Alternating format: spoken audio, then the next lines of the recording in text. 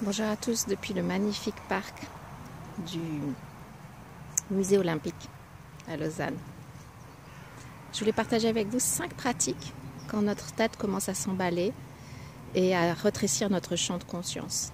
Pourquoi c'est si important? Parce que notamment avec les contraintes liées à la situation sanitaire, on peut avoir un cerveau qui est déjà à un penchant naturel négatif, va commencer vraiment à nous mettre la tête à l'envers, ou je dirais nous faire croiser les yeux.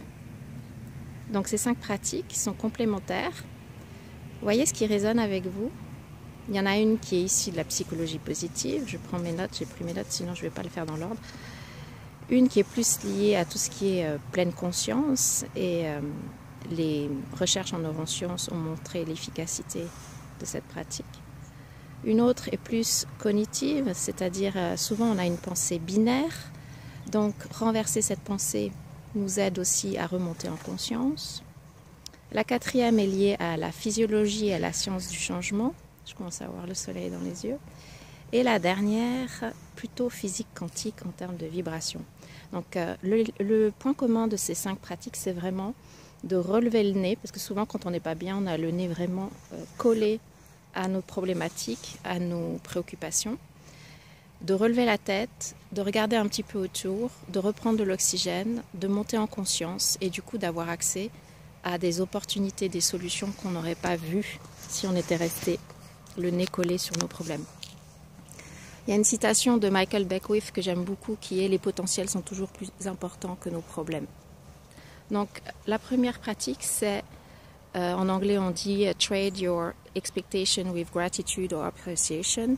Donc ça, on est plutôt dans la psychologie positive qui est de arroser nos fleurs. Voyons ce qui est beau dans notre vie. Donc vous pouvez, si ça vous parle, sinon vous ferez une autre pratique, écrire ou à voix haute, faire un audio et voir dans votre vie tout ce qui fonctionne, tout ce que vous appréciez.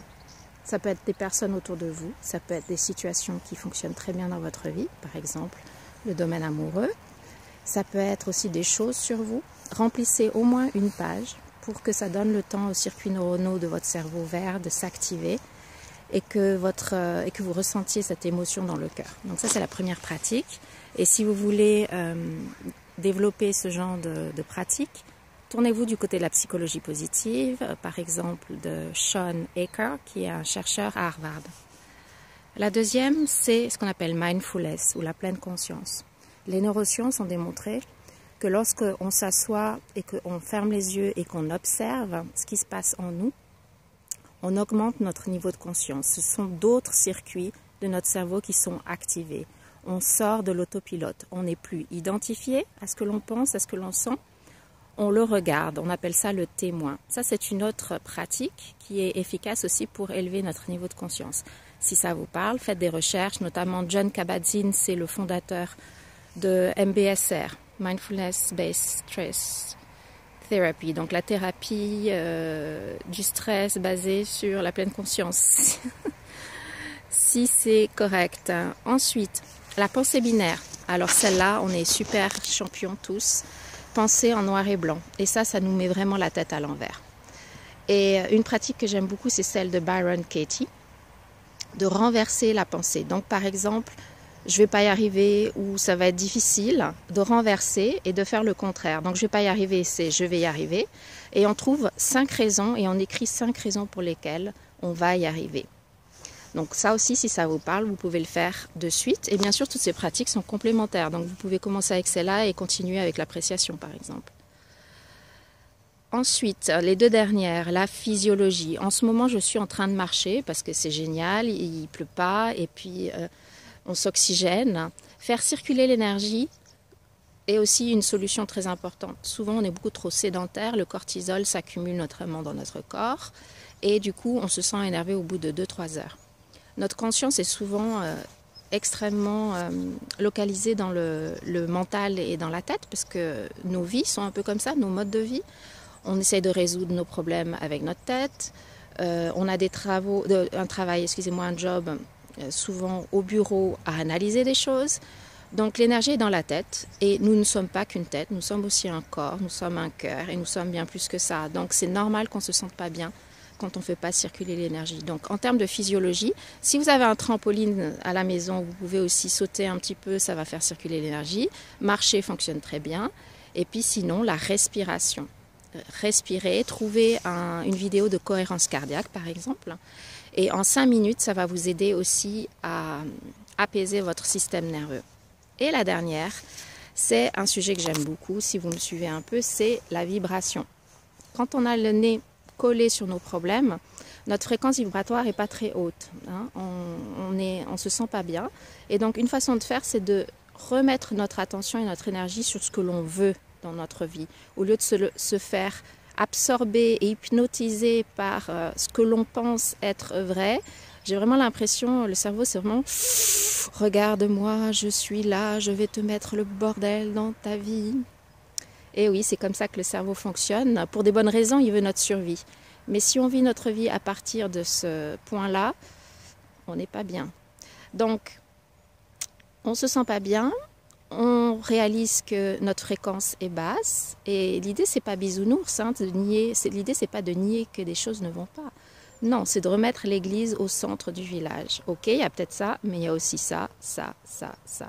Donc le premier exercice que je vous ai donné par rapport à l'appréciation peut aider à monter la fréquence. Une autre pratique, c'est vraiment d'écrire par exemple sur le scénario idéal. Ok, peut-être que j'anticipe que c'est ça qui va se passer. Pourtant, il y a d'autres réalités qui existent. Et pourquoi ça ne se passerait pas comme ça? Et vous écrivez. Et si vous voulez, après avoir écrit, vous pouvez aussi visualiser ce scénario et vous sentir confiant que ce scénario va se réaliser. J'espère que ça vous est utile. Par rapport aux références, donc j'ai parlé de Sean Achor, qui est un chercheur à Harvard pour la psychologie positive. En pleine conscience, je vous ai fait référence à Jon Kabat-Zinn, qui est le père fondateur de MBSR. Si vous faites des recherches MBSR, John, vous allez tomber dessus. Par rapport à la pensée binaire, beaucoup de coachs utilisent ça, donc vous avez peut-être vos références. La référence que je vous ai donnée, c'est Byron Katie, c'est une américaine qui a écrit un site qui s'appelle The Work, mais le site est aussi traduit en français. Donc vous pouvez trouver des exemples de ce processus et même un formulaire que vous pouvez remplir qui est en 4 étapes. Je vous ai donné qu'une des 4 étapes.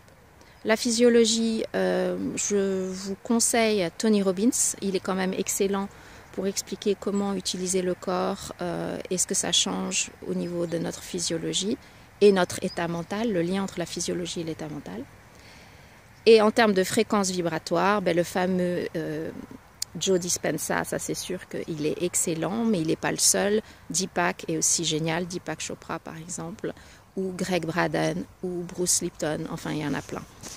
J'espère que ça vous aide. L'idée c'est vraiment de sortir, relever le nez, monter en conscience et voyez ce qui vous parle. Faites-vous confiance. Bonne journée à tous.